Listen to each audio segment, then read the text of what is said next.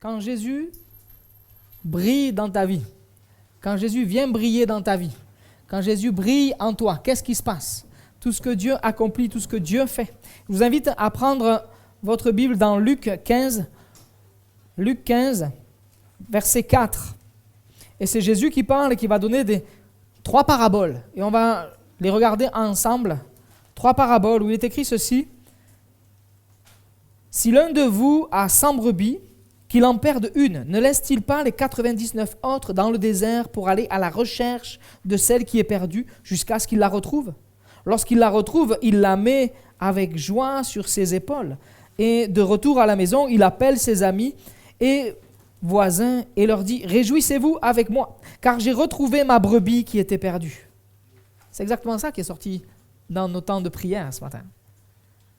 De même, je vous le dis, il y aura plus de joie dans le ciel pour un seul pécheur qui se repent que pour 99 justes qui n'ont pas besoin de changer d'attitude ou de repentance. Ou bien si une femme a 10 pièces d'argent et qu'elle en a perdu une, ne va-t-elle pas allumer une lampe, balayer la maison et chercher avec soin jusqu'à ce qu'elle la retrouve? Lorsqu'elle la retrouve, elle appelle ses amis et ses voisins et dit « Réjouissez-vous avec moi car j'ai retrouvé la pièce que j'avais perdue. » De même, je vous le dis, il y a de la joie parmi les anges de Dieu pour un seul pécheur qui se repent. Il dit encore, un homme avait 2 fils. Le plus jeune dit à son père, « Mon père, donne-moi la part de l'héritage qui doit me revenir. » Le père leur partagea alors ses biens. Peu de jours après, le plus jeune fils ramassa tout et partit dans un pays éloigné, où il gaspilla sa fortune en vivant dans la débauche. Alors qu'il avait tout dépensé, une importante famine survint dans le pays et il commença à se trouver dans le besoin.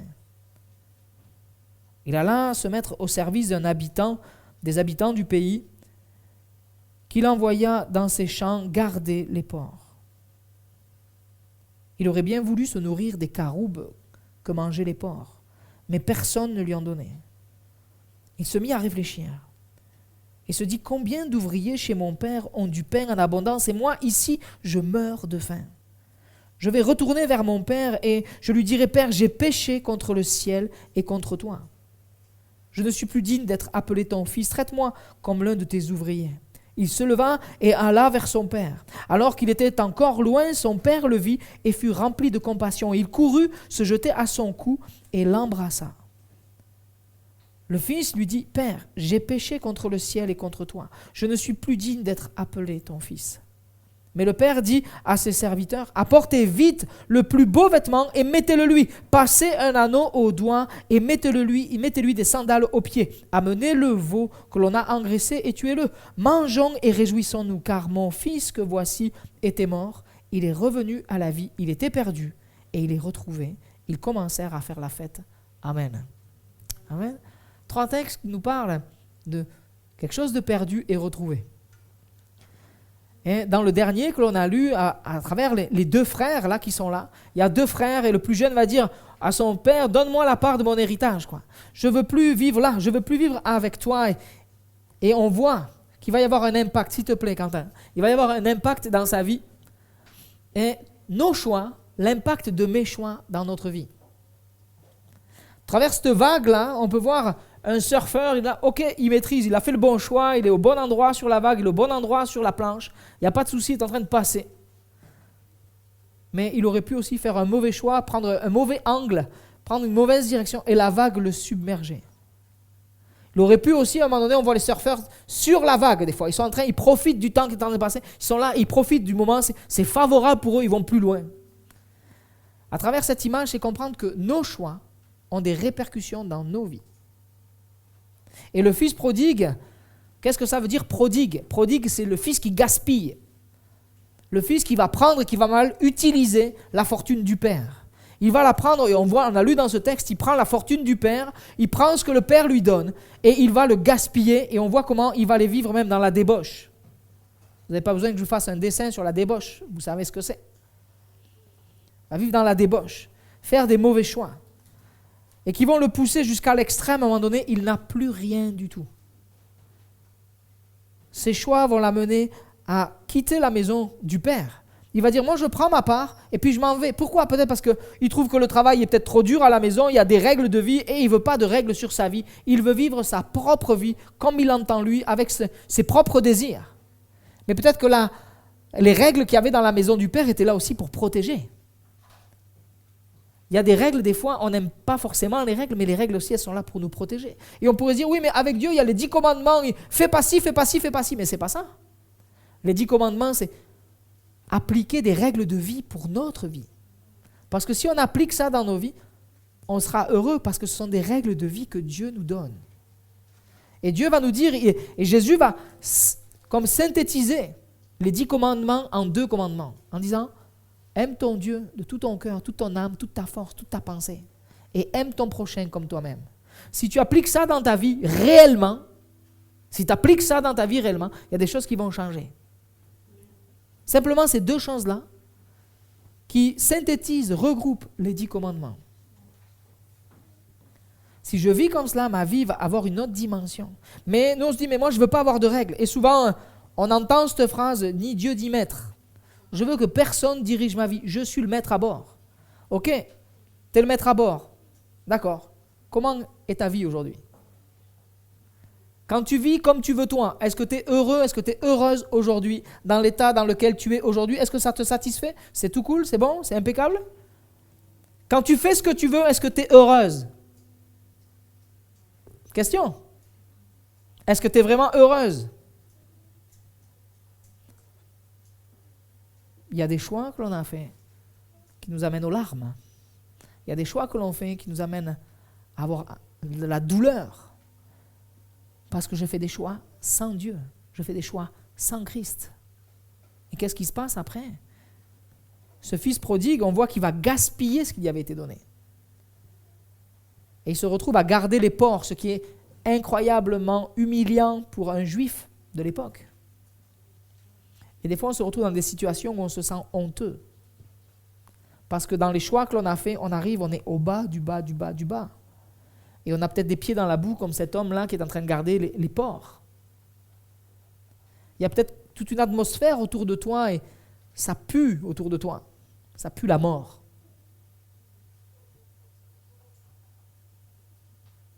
Parce que les choix que l'on a faits nous amènent sur une piste mauvaise.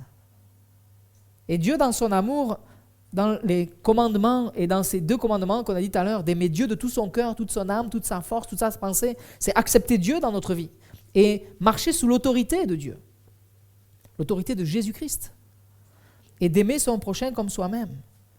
Commandement de vie, et il est écrit ceci, Dieu va dire, j'ai mis devant toi la vie et la mort, la bénédiction et la malédiction.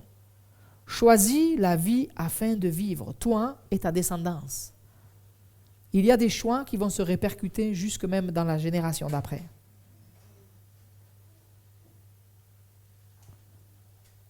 Et ça nous amène à réfléchir.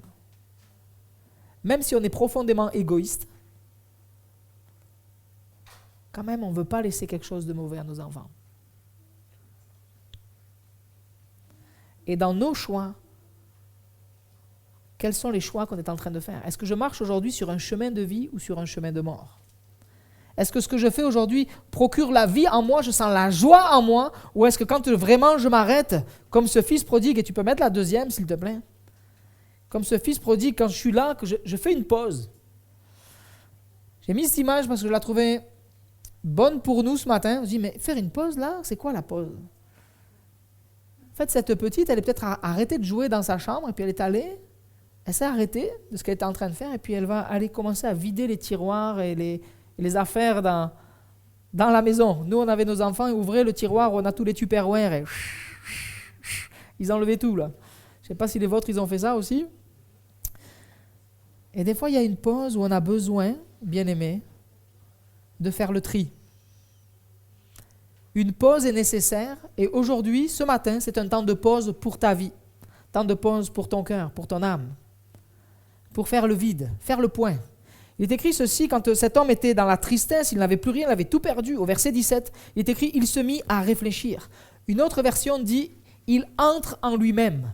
C'est comme si on prenait un miroir et on regarde à l'intérieur de nous. On s'arrête de faire semblant, on s'arrête d'être là et de vivre une vie, on fait semblant, tu sais, t'es avec les gens, tout va bien, tu as le sourire, c'est super, mon job, ça marche, c'est top, à la maison, tout va bien, ok.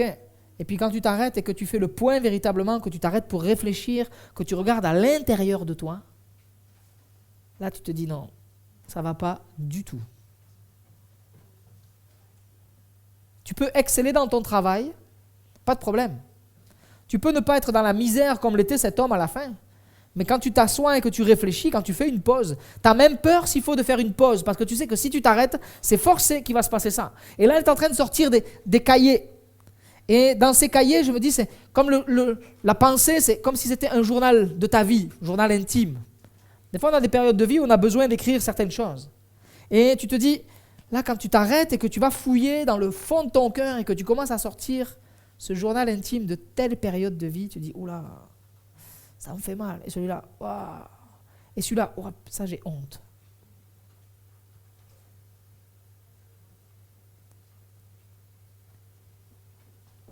Et qu'est-ce qu'il va faire? Il va prendre conscience, il va réfléchir, il va dire, ok, je réalise que je suis sur un chemin de mort. Je me retrouve à garder les porcs, moi qui suis juif, et c'est impensable.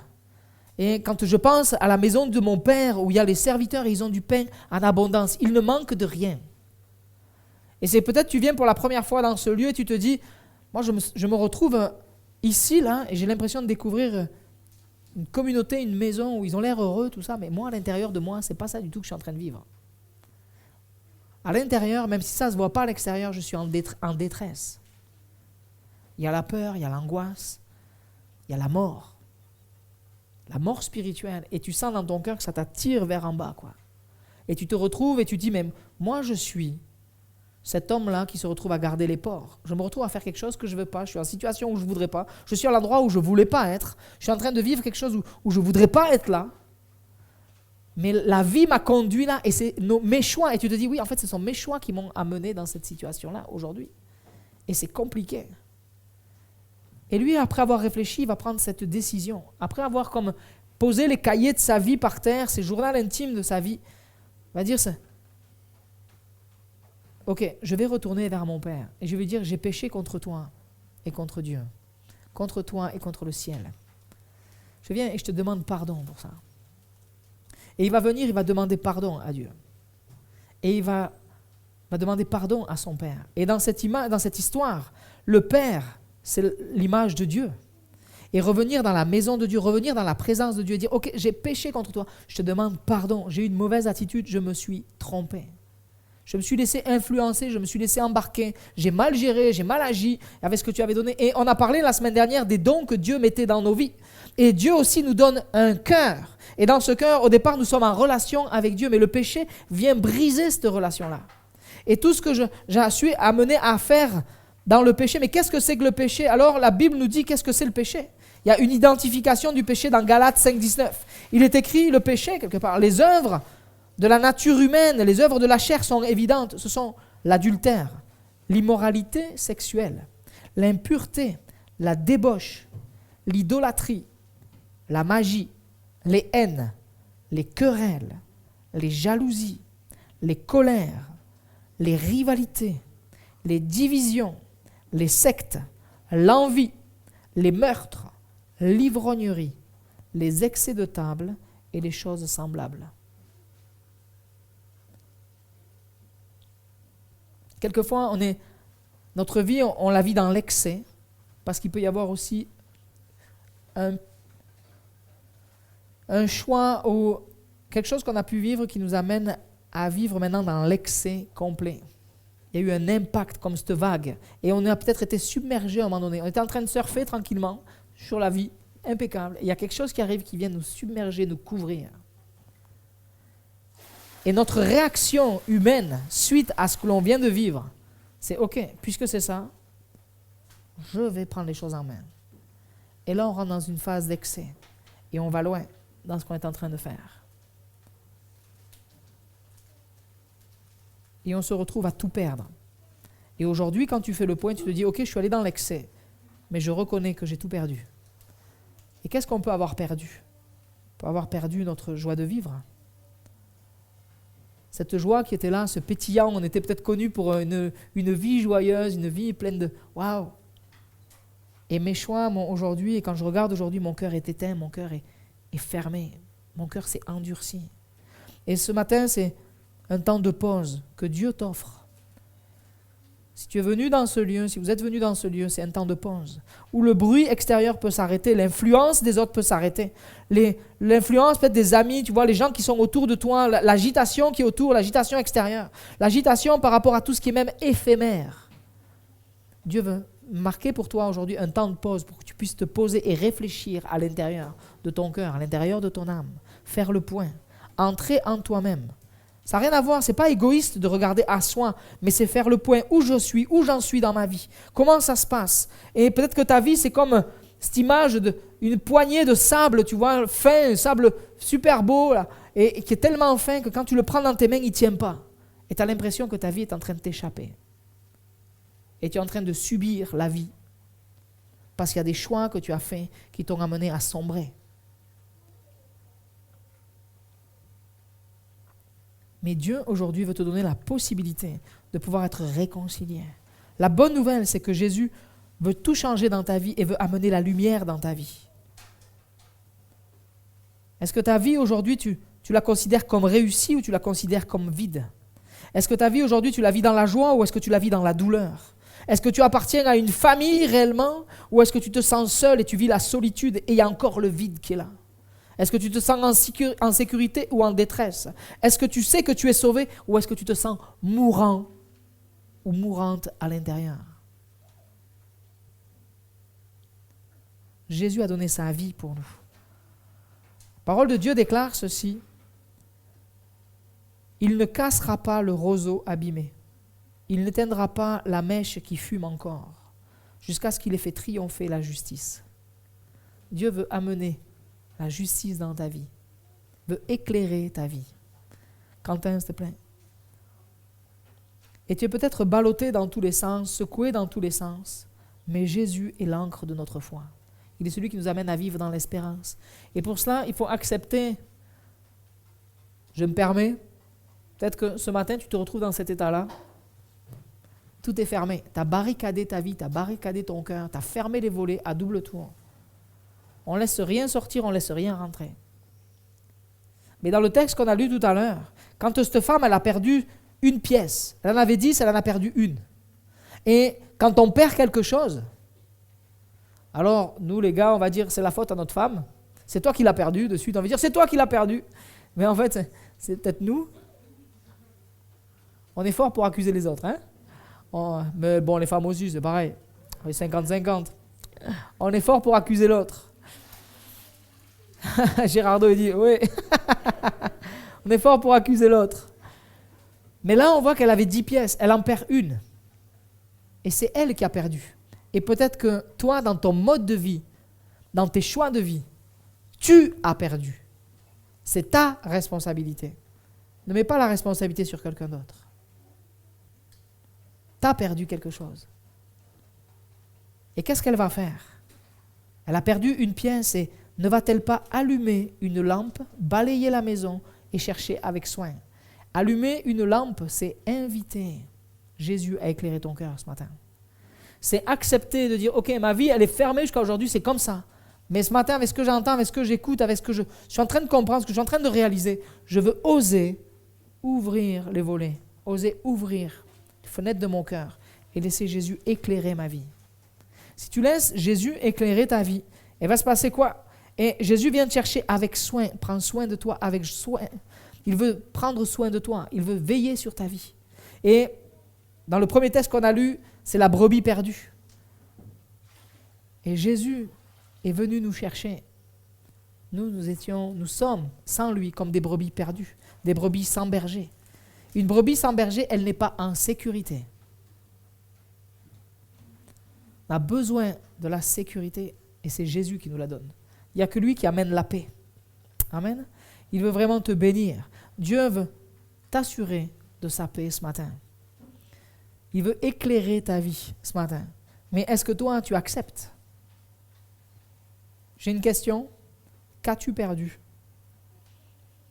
Qu'as-tu perdu? Est-ce que tu as perdu cette joie? Est-ce que tu as perdu la paix? Est-ce que tu as perdu le repos de ton âme? Et est-ce qu'aujourd'hui, c'est la peur qui a envahi ton cœur, envahi tes pensées? Comme si tout était noir et les ténèbres ont pris place sur ta vie. Mais Jésus est lumière du monde et il est celui qui chasse les ténèbres de notre vie. Il est celui qui vient ramener notre cœur à la vie réellement. Il est celui qui veut éclairer ton âme, éclairer ta vie, en te donnant le pardon de tes péchés, en pardonnant ta vie. Quentin, s'il te plaît. Comment? C'est par la croix.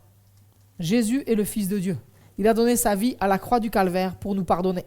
Il a donné sa vie à la croix du calvaire pour nous réconcilier avec Dieu, afin que nous puissions vivre la paix avec Dieu, retrouver la communion avec Dieu. Jésus est la seule porte qui nous amène à la vie éternelle. Il n'y en a pas d'autre. Il n'y en a pas d'autre. Beaucoup ont essayé dans diverses religions, dans beaucoup de choses, mais la paix n'est pas là. Statue, bracelet, gris-gris, ce que tu veux, n'amènera jamais la paix à ton âme. Il n'y a qu'un seul Dieu, un seul nom au-dessus de tous, c'est Jésus-Christ. Tout le reste, c'est vide. Ce sont des statues, elles ont des oreilles dessinées, ok, mais elles n'entendent pas. Elles peuvent être immenses, il y a des statues qui sont immenses, plusieurs mètres de haut, ok, mais ça reste du plâtre, ça reste du béton, ça reste de la ferraille. Ça n'entend pas. Elles ont des yeux, mais ne voient pas. C'est bien dessiné. Tu as peut-être une image à la maison de quelque chose, tu te dis, ça me protège, mais non. Et je vais aller plus loin. Derrière chaque idole se cache un démon. Elle est en train de faire confiance à la mauvaise personne. Jésus a donné sa vie à la croix du calvaire pour toi, pour te réconcilier avec Dieu le Père, que tu vives le pardon, la réconciliation, un cœur rassuré, un cœur qui va vivre en paix. T'écris ceci, Quentin, s'il te plaît. Dans les 3, reviens un cran en arrière, merci. Dans le chapitre qu'on a lu, mon fils, et moi j'ai rajouté ma fille, entre guillemets, que voici était mort et il est revenu à la vie. Il était perdu et il est retrouvé. Si tu acceptes de revenir, de demander pardon à Dieu, si tu acceptes Jésus dans ton cœur, tu reviens à la vie.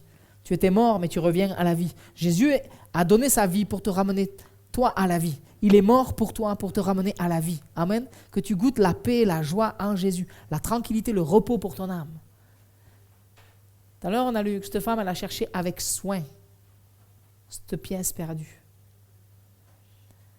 Et Jésus te cherche avec soin, parce qu'il t'aime. Il te cherche avec soin, avec douceur, avec amour.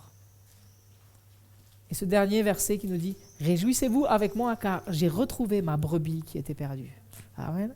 Et aujourd'hui, Valérie, c'est ce qu'elle va pouvoir nous rendre comme témoignage. Elle qui était perdue, et aujourd'hui, elle sait qu'elle a été retrouvée. C'est que Jésus est venu la chercher. Il est celui qui guérit son âme, guérit sa vie, relève sa vie complètement. Et aujourd'hui, elle veut marcher avec lui, lui faire confiance. Et on va avoir un temps de prière. On va avoir un temps de prière pour que tu puisses aussi, toi, si tu veux, aujourd'hui, revenir à la vie, c'est possible. Si tu veux vivre ce temps avec le Seigneur, c'est possible. Et je voudrais qu'on puisse fermer nos yeux. Je vous invite à fermer vos yeux afin que chacun puisse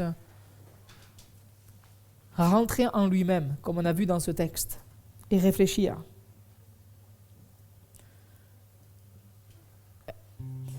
Et des fois, quand on va trop loin dans certaines choses, on sent qu'on s'est enfoncé loin dans nos choix. Et on sait qu'on a gaspillé ce que Dieu avait pour nous. On se dit, c'est foutu pour moi, c'est pas possible. Je ne peux pas goûter la paix, je ne peux pas être sauvé, je ne peux pas être pardonné parce que ce que j'ai fait, c'est impardonnable.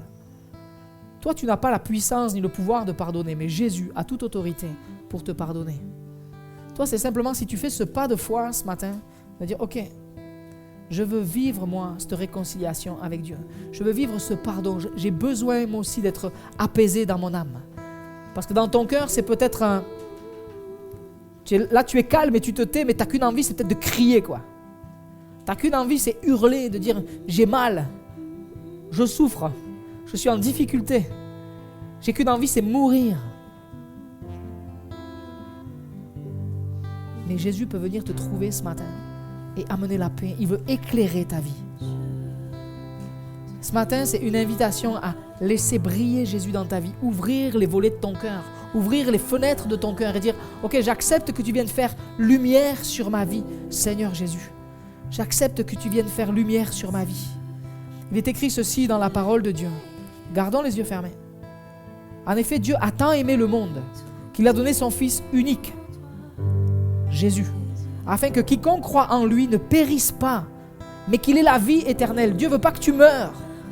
Jésus non plus, il veut te donner la vie ce matin. Dieu en effet n'a pas envoyé son Fils dans le monde pour juger le monde, mais pour que le monde soit sauvé par lui. Que toi tu sois sauvé aujourd'hui. 2021, tu peux être sauvé. Ta vie peut basculer aujourd'hui. Celui qui croit en lui n'est pas jugé, mais celui qui ne croit pas est déjà jugé. Si tu ne veux pas de Dieu, si tu veux garder les volets fermés, oui, là tu es jugé. Tu te condamnes tout seul, alors qu'aujourd'hui tu as la possibilité de faire la paix avec Dieu. Qu'est-ce que tu veux choisir? Garder les volets fermés de ton cœur ou ouvrir les volets, ouvrir les fenêtres et laisser Christ entrer en toi et recevoir le pardon pour tes péchés? Et voici quel est ce jugement. La lumière est venue dans le monde et les hommes ont préféré les ténèbres à la lumière parce que leur manière d'agir était mauvaise. En effet, toute personne qui fait le mal déteste la lumière. On a peur de se confronter à la lumière. Et elle ne vient pas à la lumière pour éviter que ses actes soient dévoilés. Mais celui qui agit conformément à la vérité vient à la lumière afin qu'il soit évident que ce qu'il fait, il le fait en Dieu. Ce matin, est-ce que tu veux changer de mode de vie? Est-ce que tu acceptes de passer, est-ce que tu veux passer du chemin de mort au chemin de vie? Est-ce que tu veux goûter la vie, la joie? Et peut-être que tu connais Valérie, peut-être que tu connais quelqu'un dans cette salle qui vit aujourd'hui une transformation de vie et tu vois que c'est vrai. Est-ce que tu veux vivre cette joie? Tu peux le vivre. Le choix t'appartient en fait. Et Dieu te laisse libre. Comme ce Père aimant, il a vu que tu as gaspillé ta vie. Mais il ne te condamne pas. Ce Père, quand il a vu son Fils arriver, il est allé courir vers lui. Il ne l'a pas rejeté, il n'a pas fermé la maison à double tour en disant « tu rentres pas ». Au contraire, il est allé lui-même, il est sorti vers lui, il est allé le chercher, l'accueillir. Il y a sauté au cou, il a embrassé. Et il y a mis une robe neuve. Et peut-être que tu te sens comme sale ce matin. Mais Dieu veut laver ton cœur, purifier ton cœur, laver ta vie. Tout ce que tu as fait, tu sens qu'il y a du dégoût quand tu regardes ta vie, dans tes actes, dans tes actions, dans tes pensées, dans ton mode de vie.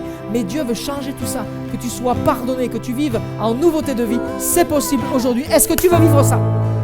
Si c'est ce que tu veux vivre, je t'invite à mettre ta main sur ton cœur. Et tu dis, moi je veux vivre ça. Je veux vivre ce pardon pour ma vie. Je veux vivre un changement de vie. Je t'invite, regarde pas autour, c'est toi qui choisis. C'est toi qui choisis. Est-ce que tu veux recevoir le pardon de tes péchés? Si c'est ce que tu veux vivre, je t'invite à aller jusqu'au bout. Mets ta main sur ton cœur. Et tu dis, je veux un cœur nouveau. La parole de Dieu déclare qu'il est celui qui met en nous un cœur nouveau. Il change le cœur de pierre en cœur de chair. Aujourd'hui, tu as la possibilité de repartir avec la paix dans ton cœur. Est-ce que tu veux vivre cette paix? Est-ce que tu veux goûter l'amour de Dieu? Le repos de Dieu?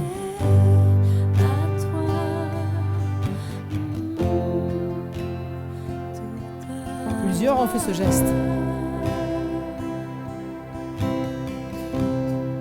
Ne te laisse pas arrêter. Parce que tu sais que le chemin sur lequel tu es, c'est un chemin qui mène à la mort si tu continues comme ça. Et maintenant, tu peux marcher sur le chemin de vie. Et tu vas être accompagné par Jésus qui va marcher avec toi.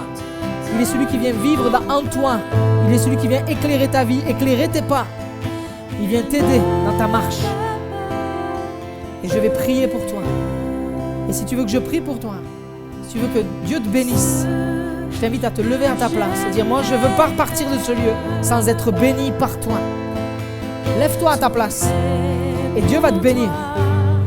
Dieu va te bénir. Si tu veux vivre ça, si tu veux vivre la bénédiction de Dieu sur ta vie, il va le faire. un cadeau de Dieu pour toi. Ce que tu fais n'est pas anodin, ça t'engage. Tu dis, moi je veux vivre ça. Seigneur, merci parce que tu viens bénir maintenant ce matin. Tu viens déposer ta bénédiction sur chacun des cœurs qui se lèvent, chacune des vies qui se lèvent là ce matin devant toi. Tu vois ceux qui se sont levés, qui disent, j'ai besoin de toi. Je veux recevoir cette lumière dans ma vie. Je veux que tu éclaires ma route. Je veux que tu éclaires mon chemin. Je veux que tu m'aides, Seigneur, à marcher là où tu veux, toi. J'ai besoin de toi. Je t'accepte comme Seigneur et Sauveur de ma vie. Est-ce que c'est ton choix? Est-ce que tu acceptes Jésus comme Seigneur et Sauveur de ta vie ce matin? Est-ce que tu acceptes que Jésus fasse lumière dans ta vie ce matin? Et dans ton cœur, tu peux répondre oui. Tu dis oui, moi je veux que tu sois mon Seigneur. Je veux que tu sois mon Sauveur. Je veux marcher avec toi. Et j'accepte que tu éclaires ma vie maintenant. Je ne veux plus repartir. Je ne veux pas repartir sur le chemin de la mort où j'étais. Mais je veux partir sur ce chemin de vie avec toi. Je crois que tout est possible avec toi. Comme ce fils prodigue, je reconnais que j'ai gaspillé ma vie jusqu'à aujourd'hui. Mais je crois que tu m'accueilles aujourd'hui dans ta présence et que tu pardonnes ma vie. Tu mets sur ma vie des vêtements neufs, une vie nouvelle avec toi. Je te remercie et je saisis ton pardon ce matin. Amen. Amen. Amen. Que ton cœur maintenant expérimente la joie du Saint-Esprit, la joie de Dieu sur ta vie. Ta bénédiction sur ta vie maintenant. Dieu vient te bénir, vient t'encourager, vient te parler. Ouvre ton cœur. Tu fais ce geste, tu vois. J'ouvre mon cœur, j'ouvre mes fenêtres. Je me laisse remplir par toi, renouveler par toi. Amen. Amen. Amen.